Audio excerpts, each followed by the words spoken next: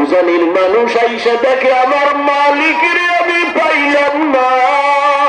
উজানির ময়দানে আসার পরে এত মানুষের ভেতরে কেন কান্না, ওতে বসলে কেন কান্নার আওয়াজ?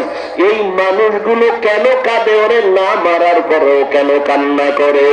আসলে কারণ হইল কেউ সন্তান হারায় কান্না করে, আমি আমার সন্তানের পাই নাই। কেউ মা হারায় কবে কাঁদে, আমার মা নাই। কেউ বাবা হারায় কাঁদে, আমার বাবা নাই।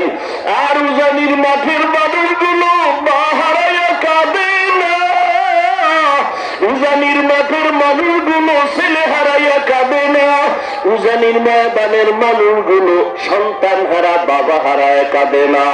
উজানির মানুষ আইসা দেখে আমার মালিকের আমি পাইলাম না। উজানির ময়দানে আসার পরে এত মানুষের ভেতরে কেন কান্না? ওরে ওরা তালাশ করে আমার মালিক, আমার মালিকের তো আমি এখনো পাইলাম না।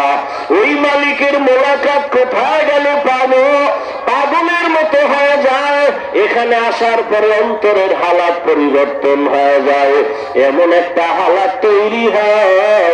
এরপরে এখান থেকে যখন যায় অন্তরের মধ্যে শুধু ভাবনা, আমার মাওলাই কই, আমার মালিকের চিনলাম না।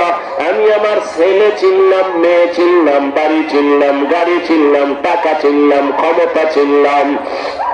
ওরে দুনিয়াতে যে টাকা চিনছে সে টাকার পাগল, যে বাড়ি চিনল সে বাড়ির পাগল, যে মা চিনল সে মায়ের পাগল, যে বাবার চিনল সে বাবার জন্য পাগল, যে ক্ষমতা চিনল সে ক্ষমতার জন্য পাগল। আর যেই বান্দা বান্দি একবার আমার মাওলার পরিচয় পাবে, ওই বান্দা আমার মাওলার পাগল না হইয়া পারবে না। ওই বান্দা খানা খাইতে গেলে তালাশ করবে আমার মাওলা, ওই বান্দা ঘুমাইতে গেল তালাশ করবে আমার মালিক। আমার মালিকের আমি রাজি করতে পারলাম কিনা খাইতে গেল তার চিন্তা। আল্লাহ পাক বলে, বান্দা এমন একটা হালাত যখন তোমার অন্তরে তৈরি হবে, আমি আল্লাহ কুদরতের দরজা তোমার জন্য খুলে দিয়া আমি আল্লাহ তখন দেখার একটা রাস্তা খুলবো। যদিও আমাকে সরাসরি দেখতে পারবা না, তবে আমি মাওলার কুদরতের ঘেরান তোমার নাকে এসে লেগে যাবে। या इलाही मुझसे मुझको दूर करता के देखो मुझ में तुझको एक नजर। या इलाही तू मेरा माबूद है, या इलाही तू मेरा माशूक है। আল্লাহর পরিচয় লাভের জন্যই ময়দান।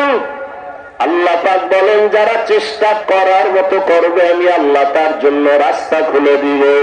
আল্লাহর বান্দা জীবন ভর গুনাহ করে করে করে করে জীবনটা নষ্ট করে ফেলল। আল্লাহর বান্দা একদিন চিন্তায় পড়ে গেল, আমার জীবন তো এভাবে যাবে না, একদিন তো আমার মরণ হবে, কবরে আমি একা পড়ে থাকবো। ওই অন্ধকার কবরে মা যাবে না, বাবা যাবে না, ভাই যাবে না, কেউ যাবে না। ওই পরকাল জিন্দেগীর জন্য আমার কি অর্জন আমি করলাম? ওরে আল্লাহ পাক রব্বুল আলামিন বলে, বান্দা যখন তুমি চেষ্টা করবা, ভাবতে থাকবা, তখন তোমার রাস্তা আস্তে আস্তে ক্লিয়ার হয়ে যাবে।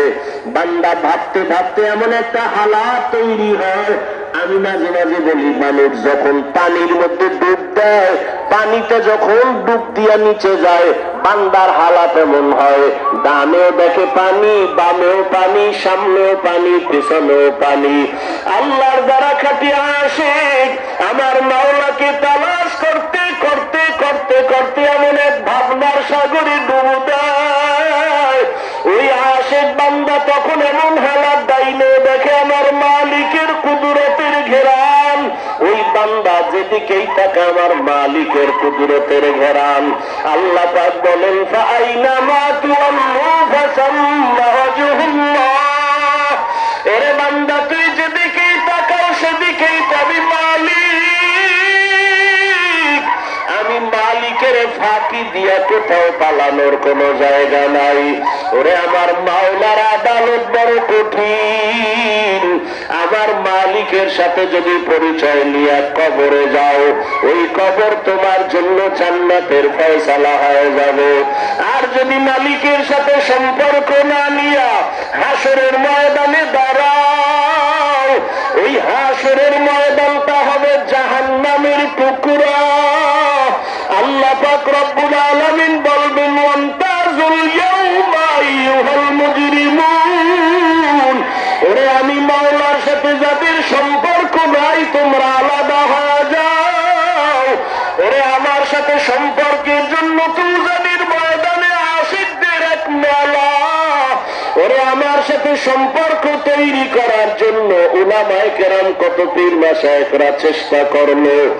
আমার সাথে পরিচয় না নিয়ে হাসরের ময়দানে দাঁড়াইছো। আজ আমি আল্লাহর সাথে তোমার ভালো কোনো আচরণ হবে না।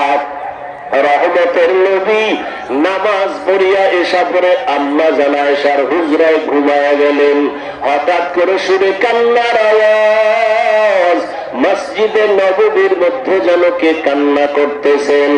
রহমতের নবী উঠিয়া বের হয়ে দেখে মসজিদের মধ্যে রাতের গভীরে কে কান্না করে দেখে। জান্নাতি সাহাবী আবু বকর দাঁড়ায় দাঁড়ায় কাঁদেন। মার নবী ডাক দিয়া বলে, আবু বকর গভীর রাতে মসজিদে নববীতে কেন নামাজে দাঁড়ায় কাঁদেন? আবু বকর বলেন, ইয়া রাসূলুল্লাহ, আল্লাহর আদালতে কেমনে যে দাঁড়াইয়া হিসাব দিব? ওই মালিকের পরিচয় তো আমি এখনো পাই নাই।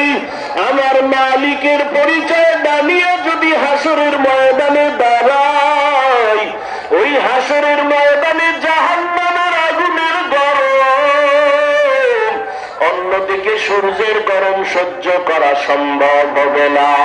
আল্লাহ তাআলা রাগান্বিত আওয়াজ দিয়ে বলবেন, লিমানিল মুলকুল ইয়াউম লিল্লাহিল ওয়াহিদিল কাহ্হার। আল্লাহ বলবেন, আজ দিনের রাজত্ব কার? ও রাজা বাদশারা, ও অহংকারীরা, আলেম ওলামারা পায়ে ধরে ধরে বুঝায় নামাজ পড়ো, পর্দা করো, হালাল খাও। অহংকারী ভাব নিয়ে বলো নামাজ পড়ার দরকার নাই, রোজা রাখো না, পর্দা করো না। ওরে আমার মাওলাকে ছোট মনে করিও না। আমার আল্লাহ যত দয়াময় ততটাই ভয়ঙ্কর। ওরে কিয়ামতের ময়দানে আমার আল্লাহ যখন রাগান্বিত হয়ে আওয়াজ দিবেন, হাসরের ময়দানটা থরথর করে কেঁপে উঠবে। আরে মানুষগুলো পাগলের মতো হয়ে যাবে, গুনাহগারের মাথার মগজগুলো ভাতের মারের মতো টাসটাস করে ফুটতে থাকবে। ওই জাহান্নামের আগুন সহ্য করা সম্ভব হবে না রে আল্লাহর বান্দা। রহমতের নবীও আম্মা জান আয়েশার ঘরে বসে কান্না করেন। আম্মা জান আয়েশা জিজ্ঞাসা করেন, ইয়া রাসূলুল্লাহ, আমার ঘরে বসে আপনি কান্না করেন কেন? কোনো বেয়াদবি হলো নাকি? আম্মা জান আয়েশার জবাবে নবী বলেন, ও আয়েশা, আমি মাঝে মাঝে বেশি কান্না করি দুইটা কথা যখন আমার মনে হয়।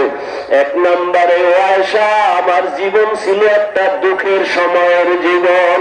তুমি তখন দুনিয়ায় ছিলে না রে আয়েশা। এমন একটা সময় ছিল দুনিয়াতে আসি আমি বাবা বলে ডাক দিতে পারি নাই। 6 বছরে আমি আব্বা হারাইয়া বড় ইয়তীম। তায়েফের ময়দানে আমাকে পাথর মেরে রক্ত ঝরায়।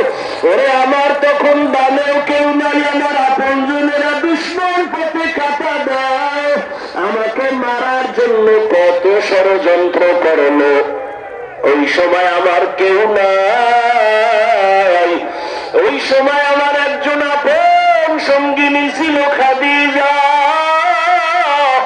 আরবের বড় ধনী, সব সম্পদ আমাকে দান করে দিয়েছিল।